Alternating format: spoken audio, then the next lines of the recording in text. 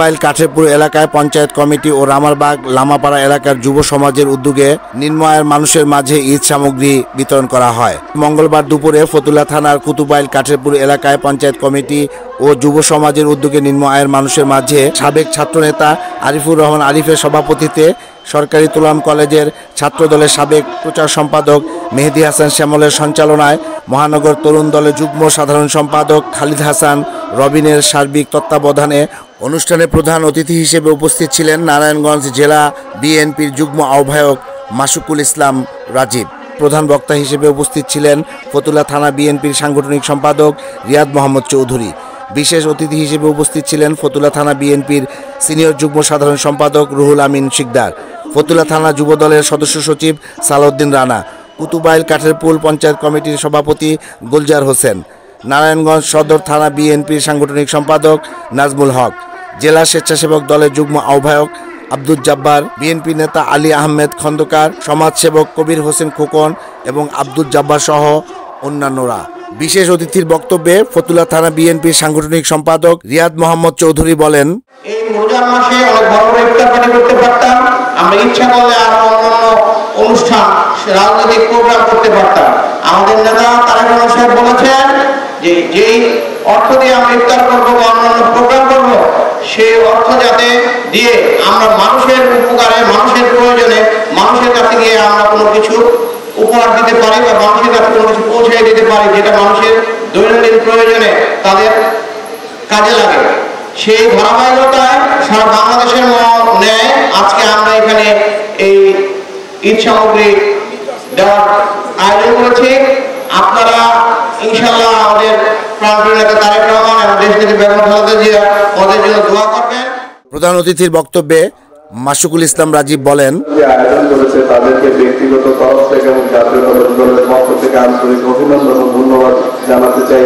তা আমরা আপনাদেরকে আশ্বস্ত করতে চাই এবং এই এলাকায় যারা ব্যবসায়ী আছেন, সাধারণ যারা বসবাস করেন তারা আছেন, বা দূর দূরান্ত থেকে যারাই এখানে এসে কর্মকাণ্ড কাজ করে জীবিকা নির্বাহ করেছেন, প্রত্যেকের পাশে, প্রত্যেকের বিপদে যে কোনো প্রয়োজনে জাতীয়তাবাদী দলের প্রত্যেকটি নেতা কর্মীরা আপনাদের পাশে থাকবে, সেটা আমরা নিশ্চিতভাবে আশ্বস্ত করতে চাই।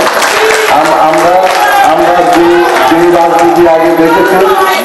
যেই রাজনীতি আগে দেখেছি মানুষের জুলুম করা রাজনীতি, মানুষকে হুমকি ধামকি দিয়ে, মানুষকে ভয় দেখিয়ে সমাজের মধ্যে বিভীষিকাময় অবস্থা তৈরি করে ফায়দা লুটার যে রাজনীতি দেখেছি, আগামী দিনে ইনশাল্লাহ এগুলির বিন্দু পরিমাণ কোন স্থান বাংলাদেশের রাজনীতিতে হবে না। বাংলাদেশের রাজনীতি আগামীতে অন্তত নারায়ণগঞ্জ জেলা তথা বাংলাদেশের বিএনপি রাজনীতিটা এমন হবে যেটা হলো মানুষকে ভালোবেসে, মানুষের জন্য নিঃস্বার্থভাবে কাজ করে, মানুষের প্রয়োজনে নিজের জীবন উৎসর্গ করার মানসিকতা নিয়ে কাজ করার যে মানসিকতা বিএনপি নেতা কর্মীরা লালন করছে, সেটা সমাজে ইনশাল্লাহ এটার প্রভাবে প্রভাবিত হবে। আমরা বিশ্বাস করি এবং প্রত্যাশা করি আপনারা আমাদেরকে সহযোগিতা করবেন এবং যে কোনো প্রয়োজনে যে কোনো মানুষ, যে কোনো ধর্ম বর্ণ নির্বিশেষে যার কোনো মানুষের প্রয়োজন হলে জাতীয়তাবাদী দলের নেতা কর্মীদের বলবেন। যারা এই এলাকার স্থানীয় নেতৃবৃন্দ আছেন তাদের প্রতি একটি বিনীত আহ্বান থাকবে এরকম যে আপনারা এই এলাকার জাতীয়তাবাদী দলের প্রতিনিধিত্ব করেন যারা, তাদের উপরে নির্ভর করবে বাংলাদেশ জাতীয়তাবাদী দল কি ধরনের রাজনীতি করতে চায়, কি ধরনের তাদের পরিকল্পনা বাংলাদেশের মানুষের জন্য, সাধারণ মানুষের জন্য কি ধরনের চিন্তা ভাবনা বিএনপি পোষণ করে, সেটা আপনাদের কর্মকাণ্ডের উপরে নির্ভর করবে। তাই এই এলাকার যারা স্থানীয় নেতৃবৃন্দ আছেন তাদের প্রতি নির্দেশনা রইল এরকম কোন অবস্থাতেই যেন এই অঞ্চলের কোনো মানুষের নিরাপত্তা বিঘ্নিত হয় এমন কোনো কর্মকাণ্ড না হয়, এই এলাকার মানুষের শান্তি শৃঙ্খলা বিনষ্ট হয় এরকম কোনো কর্মকাণ্ড যেন এখানে করতে না দেওয়া হয়। এই এলাকার ব্যবসা প্রতিষ্ঠানের যারা মালিকবৃন্দ আছেন তারা যদি নির্বিঘ্নে তাদের ব্যবসা পরিচালনা করতে পারেন, সেই ব্যাপারগুলি আপনারা খেয়াল রাখবেন। কোন অবস্থাতেই যেন মানুষের মধ্যে নিরাপত্তাহীনতার এই ধরনের উদ্বেগ মানুষের মধ্যে যেটা স্থান পায় না, সে ব্যাপারে সচেষ্ট থাকবেন। মনে রাখতে হবে